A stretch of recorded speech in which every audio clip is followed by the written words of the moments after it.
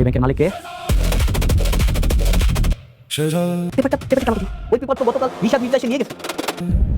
একজন 240 পাউন্ড ওজনের শক্তিশালী মানুষ হঠাৎ জেলের বিছানায় চোখ খুলে দেখল সে আর কেউ নয়, জ্যাক রিচার। তার বিরুদ্ধে খুনের অভিযোগ আনা হয়েছে। রিচার্ড জেগে ওঠার কিছুক্ষণ পরেই জেলের সবচেয়ে ভয়ঙ্কর কয়েদিরা তাদের সেলে ঢুকে পড়ে। তারা নতুন বন্দী গ্যারেটকে ঘিরে ধরে তার কাছে থাকা মূল্যবান সব জিনিস কেড়ে নিতে শুরু করে। ভয়ে কাঁপতে থাকা গ্যারেট নিজের ঘড়ি, আংটি সবকিছুই তাদের হাতে তুলে দেয়। ঠিক তখনই রিচার্ড সামনে এগিয়ে আসে। সে ঠান্ডা গলায় বলে, কি চাই তোমাদের? এটা এখন আমার সেল, অনুমতি ছাড়া এখানে ঢুকেছো কেন? যা নিয়েছো সব ফেরত দাও, তারপর এখান থেকে বের হয়ে যাও। কয়েদিরা প্রথমে রিচার্ডকে সাধারণ বন্দী ভেবেছিল, কিন্তু পরের মুহূর্তেই রিচার্ড এমনভাবে তাদের শিক্ষা দেয় যে তারা গ্যারেটের সব জিনিস ফিরিয়ে দিয়ে নিজেদের আহত সঙ্গীকে নিয়ে পালিয়ে যায়। কিন্তু এই ঘটনার শুরু হয়েছিল তারও একদিন আগে। জ্যাক রিচার্ড শান্তভাবে বাস থেকে নেমে মার্গ্রেট শহরের দিকে হাঁটছিল। কিছু দূর যাওয়ার পর সে একটি ছোট রেস্টুরেন্টে ঢোকে। সেখানে এসে দেখতে পায় এক ব্যক্তি তার স্ত্রীর ওপর ভীষণ রেগে আছে, কারণ স্ত্রী তাকে না জানিয়ে একজন ওয়েটার্সকে $5 টিপস দিয়েছিল। রাগের মাথায় লোকটি স্ত্রীকে মারতে উদ্যত হয়। ঠিক তখনই তার চোখ পড়ে রিচার্ডের দিকে। রিচার্ড এক দৃষ্টিতে এমনভাবে তার দিকে তাকিয়েছিল যেন মুহূর্তের মধ্যেই তাকে গড়িয়ে দেবে। লোকটি সঙ্গে সঙ্গে বুঝে যায় এই মানুষের সঙ্গে ঝামেলা করা বুদ্ধিমানের কাজ হবে না। তাই সে শান্ত হয়ে শুধু বলে, আজ আমার মেজাজটা একটু খারাপ ছিল। এরপর সে সেখানে থেকে চলে যায়। রিচার্ড নিজের জন্য খাবারের অর্ডার দেয়, কিন্তু খাবার মুখে তোলার আগে পুরো রেস্টুরেন্ট পুলিশ ঘিরে ফেলে। কয়েকজন অফিসার ভেতরে ঢুকে সরাসরি রিচার্ডের কাছে আসে। রিচার্ড বুঝে যায় তারা শুধু তাকেই ধরতে এসেছে। সে শান্তভাবে টেবিলে $10 রেখে উঠে দাঁড়ায়, কারণ সে জানত পুলিশ কোনো কারণ ছাড়া কাউকে গ্রেপ্তার করে না। অকারণে তর্ক করে কোনো লাভ নেই। পুলিশ তাকে মার্গ্রেভ পুলিশ স্টেশনে নিয়ে যায়। সেখানে পুলিশ অফিসার রস্কো তার নাম, ঠিকানা ও ব্যক্তিগত তথ্য জানতে চায়, কিন্তু রিচার্ড কোনো উত্তর দেয় না। এতে অন্য এক পুলিশ সদস্য তার পাসপোর্ট ও দ্বিতীয় বিশ্বযুদ্ধের একটি পদক খুঁজে পায়। এরপর পুলিশ প্রধান মরিসন, চিফ, সেখানে এসে রিচার্ডের নীরবতায় বিরক্ত হয়ে ওঠেন। এদিকে গোয়েন্দা অস্কার তদন্ত করতে গিয়ে অবাক হয়ে বলেন, জ্যাক রিচার্ডের কোনো রেকর্ডই নেই, না সোশ্যাল মিডিয়া, না কোনো ডিজিটাল পরিচয়।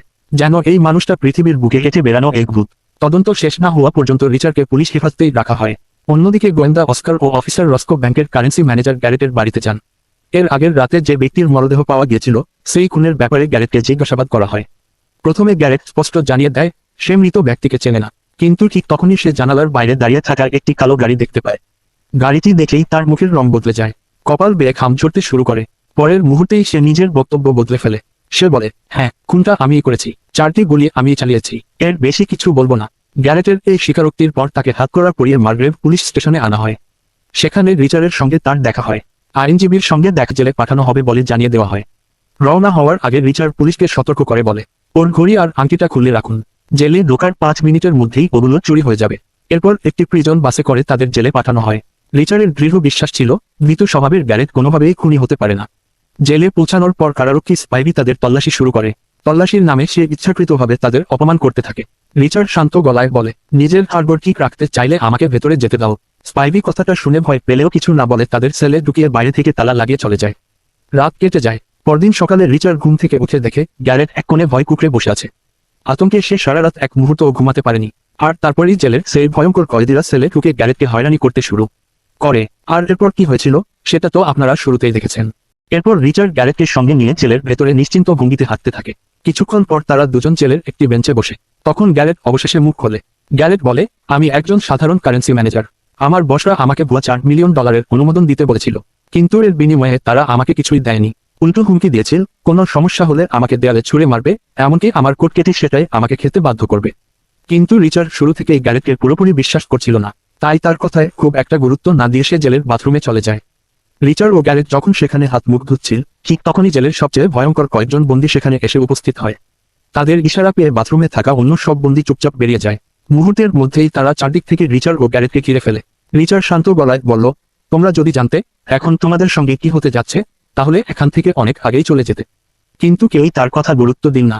পরের মুহূর্তেই রিচার্ড ঝড়ের গতিতে আক্রমণ শুরু করে। প্রথম ঘুষিতেই গ্যাং লিডারের মুখ রক্তাক্ত হয়ে যায়।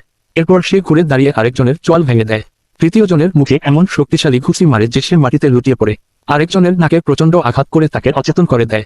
এদিকে একজন বন্দী ছুরি নিয়ে রিচার্ডের ওপর ঝাঁপিয়ে পড়ে, কিন্তু রিচার্ডের সামনে তার কোনো সুযোগই ছিল না।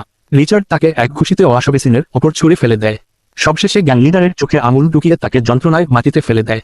মাত্র আধা মিনিটের মধ্যেই রিচার্ড একাই পুরো দলটিকে পরাস্ত করে। দূরে দাঁড়িয়ে গ্যারেট বিস্ময়ে সবকিছু দেখছিল।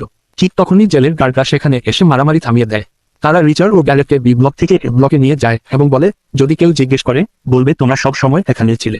আসলে আগের রাতে স্পাইভির সঙ্গে ঝামেলা হওয়ার পর প্রতিশোধ নিতে স্পাইভি তাদের ইচ্ছাকৃতভাবে এমন এক সেলে পাঠিয়েছিল যেখানে যাবজ্জীবন ও মৃত্যুদণ্ডপ্রাপ্ত অপরাধীদের রাখা হয়। অথচ নিয়ম অনুযায়ী নতুন আসামিদের প্রথম 24 ঘন্টা আলাদা সেলে রাখার কথা।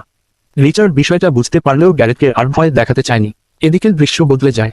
আমরা দেখি রস্কো অস্কারের কাছে এসে জানায় তারা এফবিআই থেকে রিচার্ডের সমস্ত তথ্য সংগ্রহ করেছে। ফাইল পড়তে পড়তে অস্কার বিস্মিত হয়ে যায়, কারণ রিচার্ড কোনো সাধারণ মানুষ নয়। সে সেনাবাহিনীতে থাকা অবস্থায় 150টিরও বেশি জটিল মামলা সফলভাবে সমাধান করেছে, অসংখ্য গোপন অভিযানের অংশ নিয়েছে এবং প্রতিটি মিশনেই সফল হয়েছে। অবসর নেওয়ার আগে সে মোট 52টি সামরিক পদক অর্জন করেছে। অস্কারের মনে তখন একটাই প্রশ্ন, এমন একজন মানুষ ছেলে কেন? এদিকে গ্যারেট আবার রিচার্ডের সঙ্গে কথা বলে। সে বলে, তুমি আমার জন্য যা করেছ তার বিনিময়ে আমি তোমাকে $1,00,000 দেব। রিচার্ড শান্তভাবে খাবার খেতে খেতে উত্তর দেয়, আমার টাকার দরকার নেই। আমি শুধু মার্গ্রেভে বেড়াতে এসেছিলাম, কিন্তু তোমরা আমার ছুটিটাই নষ্ট করে দিয়েছ। এখানে বড় কিছু ভুল হচ্ছে, আর আমি এর সঙ্গে জড়াতে চাই না। এরপর প্রায় 9 ঘন্টা কেটে যায়। অবশেষে রিচার্ড ও গ্যারেটকে মুক্তি দেওয়া হয়। বাইরে রস্কো নিজেই রিচার্ডকে নিতে আসে। রস্কো জানায়, তোমার বিরুদ্ধে সব অভিযোগ তুলে নেওয়া হয়েছে, কারণ বাসের সিসিটিভি ফুটেজ প্রমাণ হয়েছে তুমি গতকালই বাসে করে মার্গ্রেভে এসেছিলে।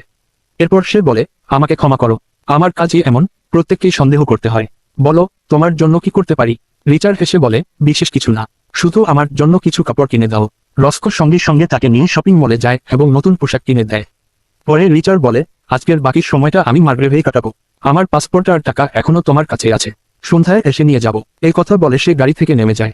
কিন্তু সে বুঝতে পারে শহরের সবাই যেন তাকে নজরে রাখছে, বিশেষ করে একটি কালো ফোর্ড F-150 সারাক্ষণ তাকে অনুসরণ করছে। রিচার্ডও বিষয়টি ভালোভাবেই বুঝতে পারছিল। সন্ধ্যা হলে রিচার্ড আবার থানায় ফিরে এসে নিজের পাসপোর্ট চাইতে যায়। ঠিক তখনই অস্কার এসে বলে, রিচার্ড, তুমি এখন কোথাও যেতে পারবে না। শহরের ব্রিজের নিচে আরেকজনকে খুন করা হয়েছে, আমাদের সঙ্গে মর্গে চল। রিচার্ড আর মার্গ্রেভে থাকতে চাইছিল না, কিন্তু পরিস্থিতির কারণে তার আর কোনো উপায় ছিল না। মর্গে পৌঁছানোর পর ডাক্তার চার্লি মৃতদেহের রিপোর্ট পড়ে শোনাতে শুরু করেন। তিনি বলেন, মৃত ব্যক্তি ল্যাটেক্সে অ্যালার্জিক ছিলেন এবং ডায়াবেটিসেও ভুগছিলেন। এই কথা শুনেই রিচার্ডের চেহারা বদলে যায়। সে সঙ্গে সঙ্গে মৃতদেহটি দেখতে চায়। মুখ দেখে সে বুঝে যায় এটি তার নিজের ভাই।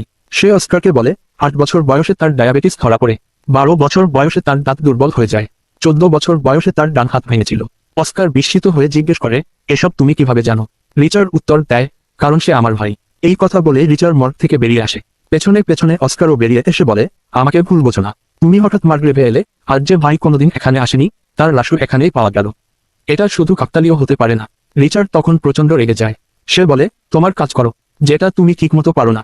আমার পেছনে লেগে থেকো না, না হলে তোমার মুখ ভেঙে দেব। রস্কো দ্রুত দুজনকে শান্ত করে। পথে অস্কার আবার জিজ্ঞেস করে, এখন তুমি কি করবে? রিচার্ডের উত্তর ছিল একটাই, যারা আমার ভাইকে হত্যা করেছে আমি তাদের একজনকেও ছাড়ব না।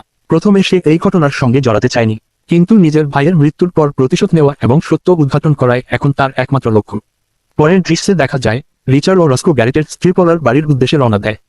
এরপর রিচার্ড বুঝতে পারে শুধু সন্দেহ করলেই হবে না, প্রমাণও দরকার। তাই সে বাথরুমে যাওয়ার অজুহাতে পুরো বাড়িটি খুঁজে দেখতে শুরু করে। মাত্র 2 মিনিট পর সে বাইরে এসে রস্কোকে ডেকে নিয়ে যায়। রস্কো অবাক হয়ে জিজ্ঞেস করে, এত তাড়াতাড়ি ফিরে এলে কেন?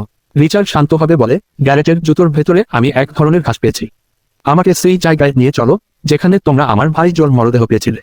দুজন ঘটনাস্থলে গিয়ে একই ধরনের ঘাস খুঁজতে শুরু করে। কিছুক্ষণ পর সত্যি তারা সেই একই ঘাস খুঁজে পায়। তখনই রিচার্ড নিশ্চিত হয়ে যায় তার ভাই জোকে হত্যা করার সময় গ্যারেট সেখানে উপস্থিত ছিল। এই সত্য জানার পর রিচার্ডের ভেতরের রাগ আরও বেড়ে যায়। তাই সে একা একটি মোটেলে গিয়ে থাকতে শুরু করে। রস্কো তাকে অনেক বোঝানোর চেষ্টা করলেও সে কারো কথা শুনে না, কিন্তু রস্কো তাকে একা ছাড়ে না। ঠিক তখনই কয়েকজন গুন্ডা রিচার্ডের সামনে এসে দাঁড়ায়। তারা তাকে অপমান করতে শুরু করে। রিচার্ড প্রথমে কোনো ঝামেলায় যেতে চায়নি, কিন্তু গুন্ডারা থামেনি। এরপর মাত্র 10 সেকেন্ডের মধ্যেই রিচার্ড 3 জনের হাত পা ভেঙে মাটিতে ফেলে দেয়। শেষ গুন্ডাটি প্রাণভিক্ষা চাইতে শুরু করলে রিচার্ড তাকে ছেড়ে দিয়ে নিজের মোটেলের দিকে চলে যায়। দূর থেকে পুরো ঘটনাটি দেখছিল রস্কো। প্রথমবারের মতো সে রিচার্ডের আসল শক্তি নিজের চোখে দেখে স্তব্ধ হয়ে যায়। তার মনে একটাই প্রশ্ন, মার্গ্রেভ শহরে আসলে কি ভয়ঙ্কর ঘটনা ঘটছে? সেই রাতেই দৃশ্য পাল্টে যায়। 4 জন রহস্যময় ব্যক্তি পুলিশের প্রধান চিফ মরিসনের, আপনার স্ক্রিপ্টে ডাস্টিন, বাড়িতে ঢুকে পড়ে। এরপর দৃশ্যটি কেটে যায়। পরদিন সকালে পুরো বাড়িটি পুলিশে ঘিরে ফেলে। রিচার্ড, রস্কো এবং ডিটেকটিভ অস্কার ঘটনাস্থলে পৌঁছে যায়। অস্কার রিচার্ডকে ভেতরে যেতে নিষেধ করলেও সে কারো কথা শোনে না। ভেতরে ঢুকেই সবাই এক বিভৎস দৃশ্য দেখে। পুলিশ প্রধানকে নির্মমভাবে হত্যা করে 6টি পেরেক দিয়ে দেয়ালে ঝুলিয়ে রাখা হয়েছে। ফরেন্সিক টিম মরদেহ পরীক্ষা করার সময় বুঝতে পারে তার শরীরের অনেক হাড়ি নেই। তখনই রিচার্ড বলে ওঠে, গ্যারেট আমাকে বলেছিল ওদের হাড় ভেঙে গুঁড়ো করে খাইয়ে দেওয়া হয়। পোস্টমর্টেমে তার পেটের ভেতরেই সেই হাড়গুলো পাওয়া যাবে।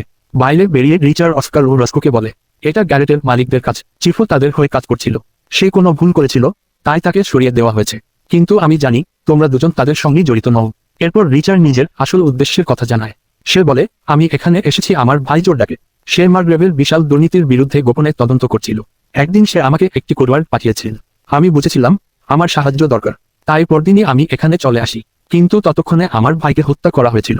এরপর সবাই মিলে পাওলা ও তার 2 সন্তানকে নিরাপদ স্থানে পাঠানোর প্রস্তুতি নিতে শুরু করে। কারণ রিচার্ড বুঝতে পারে গ্যারেট ধরা পড়ায় এবার তাদের জীবনও ঝুঁকির মধ্যে। ঠিক তখনই রিচার্ড লক্ষ্য করে বাড়ির বাইরে একটি কালো গাড়ি অনেকক্ষণ ধরে নজরদারি করছে। সে সবাইকে দ্রুত বের হতে বলে। বাড়ি থেকে বের হওয়ার সময় কালো স্যুট পরা একজন লোক সামনে আসে। রিচার্ড সঙ্গে সঙ্গে রস্কোর বন্দুক তাক করে। লোকটি শান্তভাবে বলে, ভয় পাবেন না, আমাকে ডিটেকটিভ অস্কার পাঠিয়েছেন। আমি FBI এজেন্ট পিকার্ড। এখন থেকে পাওলা ও তার সন্তানদের নিরাপত্তার দায়িত্ব আমার। এরপর রিচার্ড গ্যারেটের গাড়ি নিয়ে স্পাইভিকে ফোন করে। অস্কারের পরিচয় দিয়ে সে বলে, আমি ডিটেকটিভ অস্কার, তদন্তের ব্যাপারে তোমার সঙ্গে জরুরি কথা আছে। নির্ধারিত জায়গায় পৌঁছাতেই স্পাইভি হেসে বলে, তুমি নিজেকে খুব চালাক ভাবছো, আমার বস তোমাকে ছেড়ে দেবে না। এরপর সে একটি সংকেত দেয়।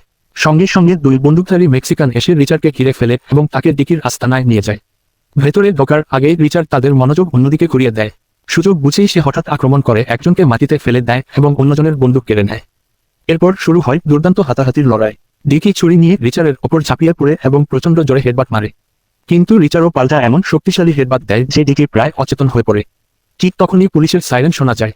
নতুন ঝামেলায় জড়াতে না চেয়ে রিচার্ড দ্রুত জঙ্গলের দিকে পালিয়ে যায়। আর এখানেই শেষ হয় এই দুর্দান্ত সিনেমার প্রথম পর্ব। ভিডিওটি যদি ভালো লেগে থাকে তাহলে অবশ্যই একটি লাইক দিন, চ্যানেলটি সাবস্ক্রাইবও করুন এবং কমেন্টে লিখুন পার্ট 2। আপনাদের সমর্থন পেলে খুব দ্রুত নিয়ে আসবো এই রোমাঞ্চকর গল্পের দ্বিতীয় পর্ব।